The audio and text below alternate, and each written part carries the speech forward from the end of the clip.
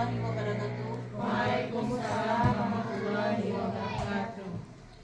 Puji syukur kita ucapkan kepada junjungan kita yakni Nabi besar Muhammad SAW yang telah melimpahkan rahmat dan karunia-Nya kepada kita semua, sehingga pada hari ini kita dapat melaksanakan observasi kepala sekolah.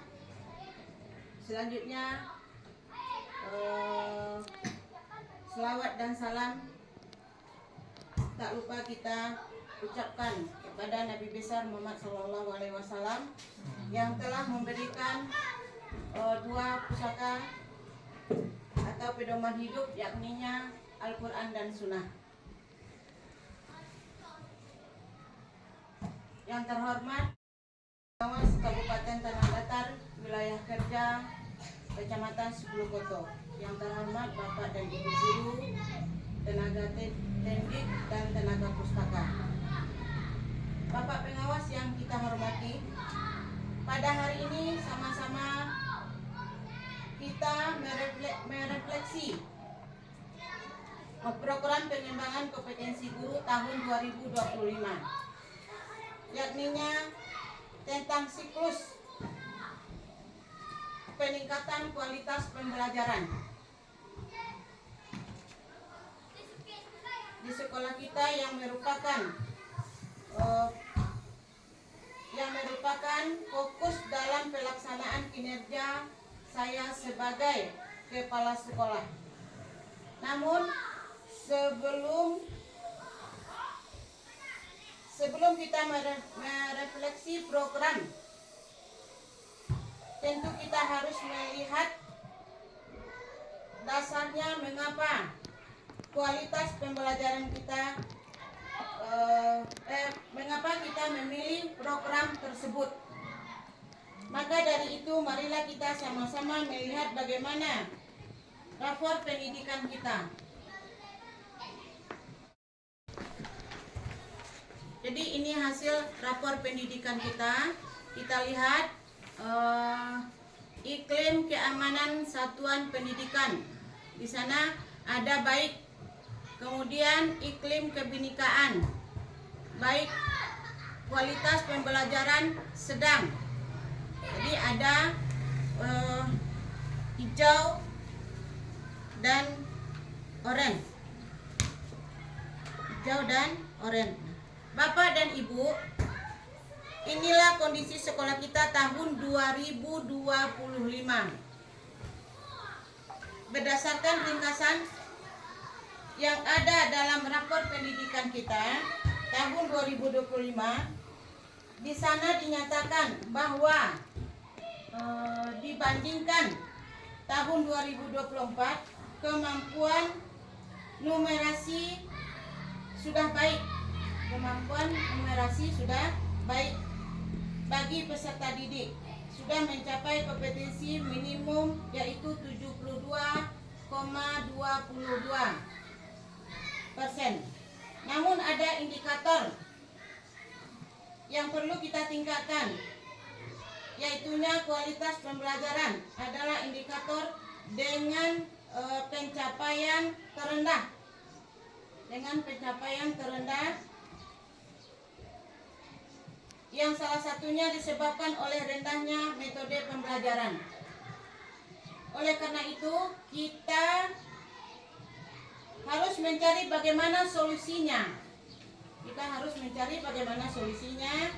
Namun demikian, kita perlu melihat bagaimana capaian di sekolah kita pada kompetensi indikator ini.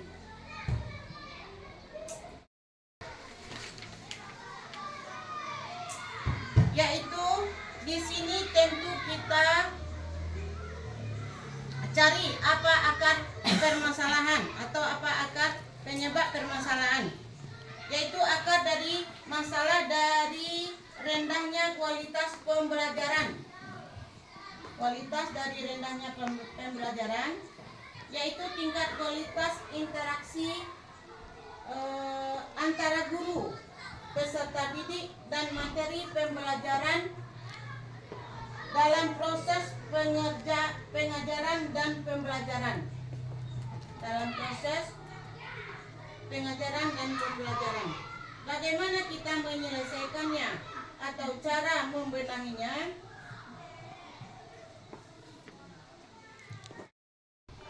Kita lihat di sini. Ini adalah faktor yang mempengaruhi kualitas pembelajaran kita rendah atau sedang. Ada 3 indikator yang menjadi penyebabnya. Yang pertama, metode pembelajaran. Metode pembelajaran. Kan ada tadi 3 indikator ya. Yang pertama, metode pembelajaran. Yang kedua, dukungan psikologis. Yang ketiga, manajemen kelas. Yang pertama, metode pembelajaran. Yang kedua, manajemen kelas. Yang ketiga, dukungan psikologis. Ya Pak Ibu. Dari ketiga indikator, nilai yang paling rendah adalah metode pembelajaran. Jadi dari ketiga indikator tersebut, yang paling rendah adalah metode pembelajaran. Maka metode pembelajaran inilah yang menjadi fokus kita untuk meningkatkan kualitas proses pembelajaran di sekolah agar lebih meningkat untuk masa yang akan datang. Cara kita membenahinya, ada 3 inspirasi yang dapat kita lakukan. Yang pertama ini inspirasinya. Ada 3, 1, 2, 3. Kita lihat inspirasi yang pertama.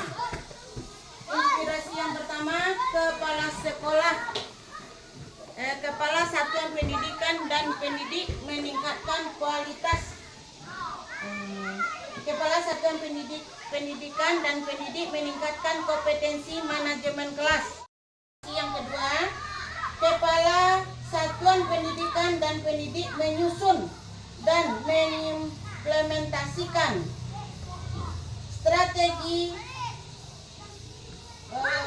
manajemen kelas diterapkan melalui intrakurikuler dan kokurikuler dan atau ekstrakurikuler. Inspirasi yang ketiga, Kepala Satuan Pendidikan mendorong program dan kebijakan manajemen kelas baik dengan anggaran maupun tanpa anggaran untuk mendukung asesmen untuk mendukung suasana kondusif serta mengembangkan kualitas pembelajaran. Setelah diamati, ada beberapa guru yang mempunyai kelebihan dalam melaksanakan proses pembelajaran. Kan gitu Ibu, lakukan observasi, ada beberapa guru yang telah Ibu lihat mempunyai kelebihan dalam melaksanakan proses pembelajaran. Silakan Bapak dan Ibu yang bersedia ke depan menampilkan pengalamannya dalam melaksanakan. Terima kasih banyak Ibu atas waktunya. Baiklah, saya akan sedikit share atau berbagi mengenai pengalaman saya ketika observasi kemarin. Materi yang saya ambil waktu itu adalah teman baru dengan tujuan pembelajarannya peserta didik dapat membaca dan menulis buku kata Mamimu Memo, dan dengan menggunakan pendekatan TPEC atau Technological Pedagogical Content Knowledge. Di sini menggunakan metode pembelajaran PBL atau Problem Based Learning dengan menggunakan metode ada diskusi, kerja kelompok, tanya jawab ataupun menggunakan game edukatif atau word wall serta penugasan. Jadi di sini anak-anak diberikan berkelompok seperti itu Ibu. Terima kasih, mungkin sekian sharing dari saya. Guru kelas 1, silakan. Baiklah, terima kasih kepada Ibu telah memberikan kesempatan kepada saya untuk bertanya kepada Ibu Nuri. Tadi Ibu Nuri sudah menjelaskan kalau dia menggunakan pembelajaran game edukatif berupa word wall terhadap pembelajaran. Yang ingin saya tanyakan di sini adalah apa dampak positifnya dari game edukatif World terhadap pembelajaran yang Ibu lakukan. Terima kasih. Oke, terima kasih banyak Pak Windy atas pertanyaannya. Baiklah, saya akan menjawab apa saja dampak positif yang didapatkan ketika menggunakan game edukatif World tersebut ya. Nah, dampaknya setelah saya menggunakan game edukatif berbasis World tersebut diantaranya adalah meningkatkan kemampuan mengenal kosakata bagi peserta didik tersebut, kemudian meningkatkan motivasi siswa karena dia berbasis game ya Pak. Kemudian juga mendorong keterlibatan aktif peserta didik karena dia siswa disuruh satu-satu ke depan untuk menunjukkan kosakata yang dipelajari saat itu menggunakan word. Nah, yang terakhir di sini seperti yang kita ketahui word ini berbasis teknologi ya Pak. Jadi dampaknya dapat meningkatkan keterlibatan peserta didik menggunakan keterampilan teknologi sejak dini gitu. Karena kita mulai dari kelas rendah. Nah, mungkin seperti itu. Terima kasih. Terima kasih Bu Nuri, Pak Windy. Silakan. Nah, terima kasih Bapak dan Ibu. Mudah-mudahan kedepannya kualitas pembelajaran kita di dalam kelas meningkat. Itu harapan kita semuanya. Berbagai metode kita berusaha, telah kita coba. Jadi Ibu berharap mudah-mudahan kedepannya metode pembelajaran di dalam kelas meningkat dan siswa kita lebih aktif lagi. Terima kasih Bapak dan Ibu telah melakukan observasi kepala sekolah, walaupun hanya melalui video karena Bapak pengawas kita tidak bisa sempat hadir. Tolong Bapak Ibu buatkan saja videonya Bapak dan Ibu. Jadi sekali lagi saya atau Ibu berterima kasih kepada Bapak dan Ibu yang telah mendukung atau melaksanakan observasi kepala sekolah. Terlebih terkurang Ibu mohon maaf. Wabillahi taufiq wal hidayah. Assalamualaikum warahmatullahi wabarakatuh. Waalaikumsalam warahmatullahi wabarakatuh.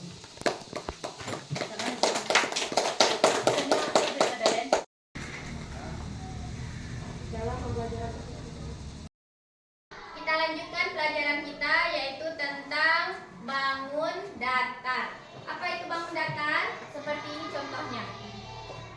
Genjang mempunyai berapa diagonal? 2 diagonal. Ini adalah yaitu dari titik A ke C, dari titik B ke D. Paham mana Ibu? Paham. Kertas origaminya disimpan. Buat lanjut ke pelajaran.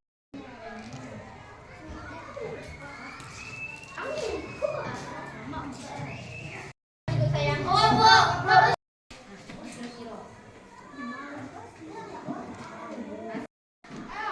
Lihat nama kelompoknya.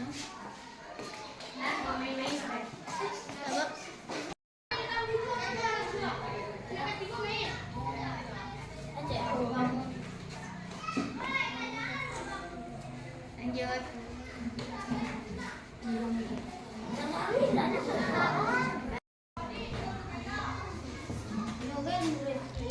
cepet. Habis waktunya.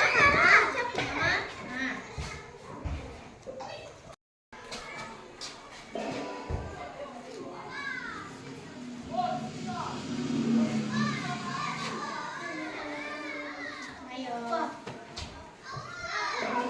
Dari benda manakah yang sangat tepat untuk menggambarkan persegi?